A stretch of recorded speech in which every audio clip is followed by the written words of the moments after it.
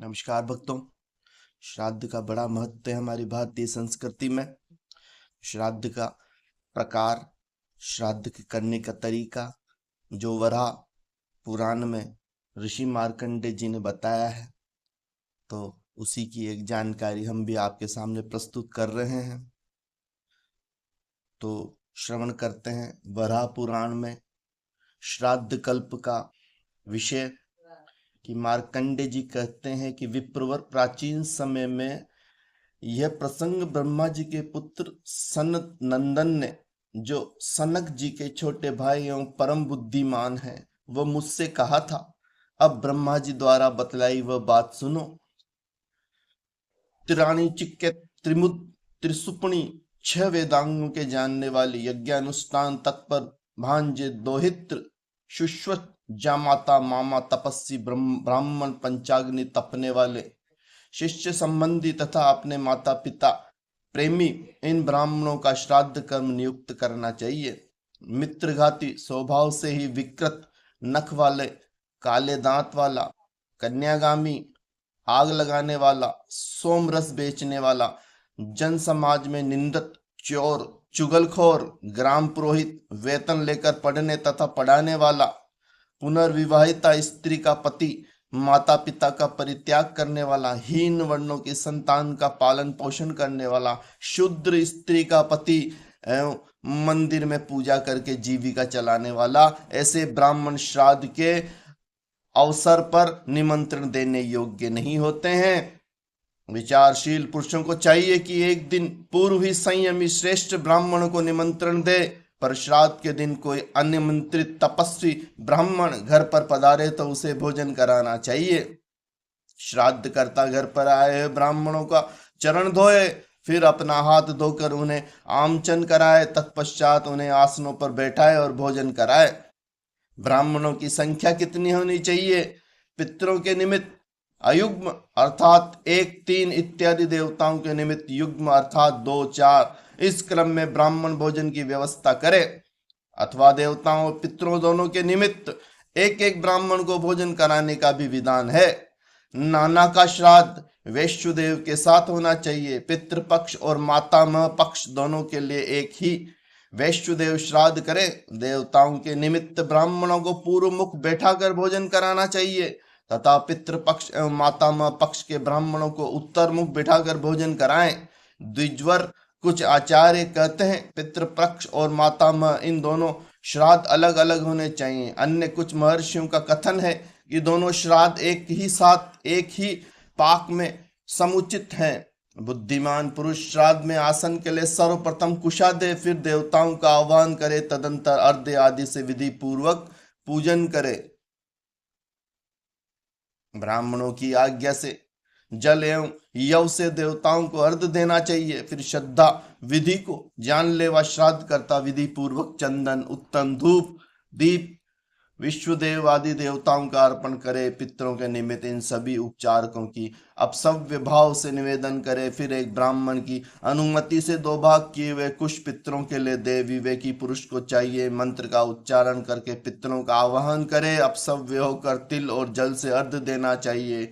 श्राद्ध करते समय अतिथि आ जाने पर कर्तव्य का विधान मार्कंडेय जी कहते हैं द्विजवर श्राद्ध करते समय पर यदि कोई भोजन करने की इच्छा से भूखा पथिक अतिथि रूप में आ जाए तो ब्राह्मणों को चाहिए कि उसे भी यथेष्ट भोजन कराना चाहिए। अनेक अज्ञात स्वरूप योगीगण मनुष्यों का उपकार करने के लिए नाना रूप धारण कर इस धराधाम पर विचरण करते हैं। इसीलिए विज्ञ पुरुष श्राद्ध के समय आए हुए अतिथि का सत्कार अवश्य करें। विप्रवर यदि उस समय वह अतिथि सम्मानित नहीं हुआ तो श्राद्ध करने वाले को फल नष्ट हो जाता है। मार्कंडेय जी कहते हैं पुरुष प्रवर श्राद्ध के अवसर पर ब्राह्मणों को भोजन कराने से पहले उनसे आज्ञा पाकर शाक और लवणहीन अन्न से अग्नि में 3 बार हवन करना चाहिए। उनमें अग्नि इस मंत्र पहली आहुति सोमाय पित्र में स्वाहा, इससे दूसरी व्यवसाय स्वाहा कहकर तीसरी आहुति देने का समुचित विधान है। तत्पश्चात हवन करने से बचे हुए अनेकों थोड़ा थोड़ा सभी ब्राह्मणों को पात्रों में दे। श्राद्ध में भोजन कराने का नियम भोजन के लिए उपस्थित अन्य अत्यंत मधुर भोजन कर्ताओं की इच्छा के अनुसार तथा अच्छी प्रकार सिद्ध किया हुआ हो। पात्र में भोजन रखकर श्राद्ध करता अत्यंत सुंदर एवं मधुर वचन कहें। महानुभाव, अब आप लोग अपनी इच्छा के अनुसार भोजन करें। ब्राह्मणों को भी तदगतित और मौन होकर प्रसन्न मुख सुख पूर्वक भोजन कराना चाहिए। यजमान को क्रोध तथा उतावलेपन को छोड़कर भक्ति पूर्वक भोजन परोसते रहना चाहिए। अभिश्रवण, वैदिक श्राद्ध मंत्र का पाठ। श्राद्ध में ब्राह्मणों को भोजन करते समय रक्षक मंत्र का पाठ करके भूमि पर तिल बिखेर दे तथा अपने पितृ रूप में उन द्विज श्रेष्ठों का ही चिंतन करें। साथ ही यह भी भावना करें, इन ब्राह्मणों के शरीर में स्थित मेरे पिता पितामह प्रपितात्म शरीर में स्थित मेरे आदि भोजन से तृप्त हो जाएं। भूमि पर पिंड देते समय प्रार्थना करें, मेरे पिता पितामह और प्रपितात्म इस पिंडदान से तृप्ति लाभ लें। होम द्वारा सबल होकर मेरे पिता पितामह और प्रपितात्म आज तृप्ति लाभ करें। सबके बाद फिर प्रार्थना करनी चाहिए, मेरे पिता पितामह प्रपितात्म ये महानुभाव, मैंने भक्ति पूर्वक उनके लिए जो कुछ भी किया है उससे तृप्त होने की कृपा करें। मातामह प्रपात्म वृद्ध प्रपात्म और विश्वदेव तृप्त हो जाएं। समस्त राक्षस गण नष्ट हो। यहाँ संपूर्ण हव्य कव्य के भोक्ता यज्ञेश्वर भगवान श्री हरि विराजमान है। अतः उनकी सन्निधि के कारण समस्त राक्षस और असुरगण यहाँ से तुरंत भाग जाएं। अन्न आदि के विकरण का नियम, जब निमंत्रण ब्राह्मण भोज से तृप्त हो जाए तो भूमि पर थोड़ा थोड़ा सा अन्न डाल देना चाहिए। आमचन के लिए उन्हें एक एक बार शुद्ध जल देना आवश्यक है। तदंतर भली भांति तृप्त हुए ब्राह्मणों से आज्ञा लेकर भूमि पर सभी उपस्थित अन्नों से पिंडदान करने का विधान है।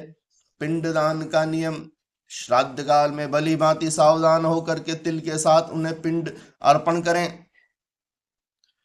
पितृतीर्थ से तिलयुक्त जल आदि से तथा मातामह आदि के लिए भी पितृतीर्थ से पिंडदान करना चाहिए। फिर ब्राह्मणों के लिए उच्छिक निकट ही दक्षिण दिशा में अग्रभाग करके बिछाएं। कुशाओं पर पहले अपने पिता के लिए पुष्प और धूप आदि से पूजित पिंडदान करें। फिर पितामह और प्रपितात्मह के लिए एक एक पिंड अर्पण करना चाहिए। तदंतर लेप भाग भुजाश्च तृप्त्याम ऐसा उच्चारण करते हुए लेप भाग भोजी पिंड से बचे अन्न पाने वाले पितरों के निमित्त कुशा के मूल से अपने हाथ में लगे अन्न को गिरावे। विवेकी पुरुषों को चाहिए कि इसी प्रकार गंध और मालादि युक्त पिंडों से मातामह आदि का पूजन करके फिर द्विज श्रेष्ठों को आमचन करावें। द्विजवर पितरों का चिंतन करते हुए भक्ति के साथ पहले पिता प्रभृति को पिंड देना आवश्यक है। फिर स्वस्ति वाचन करने वाले ब्राह्मणों को अपनी शक्ति के अनुसार दक्षिणा देने के पश्चात विश्वदेव के निमित्त प्रार्थना के मंत्रों का पाठ होना चाहिए। जो विश्वदेव यहाँ पधारे हैं वो प्रसन्न हो जाएं। श्राद्ध करता प्रार्थना करें, वहां उपस्थित ब्राह्मण उसका अनुमोदन करते हैं। फिर आशीर्वाद के लिए प्रार्थना करना समुचित है। महामते पहले पितृपक्ष के ब्राह्मणों का विसर्जन करें, तत्पश्चात देव पक्ष के ब्राह्मण विदा किए जाएं। विश्व देवगण के सहित मातामह आदि में भी ब्राह्मण भोजन दान और विसर्जन आदि की यही विधि बतलाई गई है। पितृ और मातामह दोनों ही पक्षों श्राद्धों में पाद शौच आदि सभी कर्म पहले देव पक्ष के ब्राह्मणों का करें, परंतु विदा पहले पितृपक्षीय अथवा मातृपक्षीय ब्राह्मणों को ही करें। मातामह आदि तीन पितरों के श्राद्ध में ज्ञानी ब्राह्मण प्रथम स्थान पाने का अधिकारी है। ब्राह्मणों को प्रीति वचन और सम्मान पूर्वक विदा करें। उनके जाने के समय द्वार तक पीछे पीछे जाएं। जब वे आज्ञा दें तब वापस लौट के आएं। श्राद्ध अंत में बलिश्वेश्वदेव का विधान, श्राद्ध करने के पश्चात वैश्वदेव नामक नित्य क्रिया करनी चाहिए। इस प्रकार सबका सत्कार करके अपने घर के बड़े लोगों तथा बंधु बांधवों एवं सेवकों सहित स्वयं भोजन करना चाहिए। विवेकी पुरुष का कर्तव्य है कि इसी प्रकार पिता पितामह प्रपितात्मह तथा मातामह प्रपात मातामह एवं वृद्ध पात्मह का श्राद्ध संपन्न करें। श्राद्ध द्वारा अत्यंत तृप्त होकर ये पितृ संपूर्ण मनोरथ पूर्ण कर देते हैं। काला तिल, कुतप मुहूर्त और दोहित्र, ये 3 श्राद्ध में परम पवित्र माने जाते हैं। चांदी का दान तथा उसका दर्शन भी श्रेष्ठ है। श्राद्धकर्ता के लिए क्रोध करना, उतावलापन तथा उसी दिन कहीं जाना मना है, ये तीनों बातें श्राद्ध में भोजन करने वाले के लिए भी वर्जित है। द्विजवर विधि पूर्वक श्राद्ध करने वाले पुरुषों से विश्व देवगण, पितृगण, मातामह, कुटुंबी जन सभी संतुष्ट रहते हैं। द्विजवर पितृगणों का आधार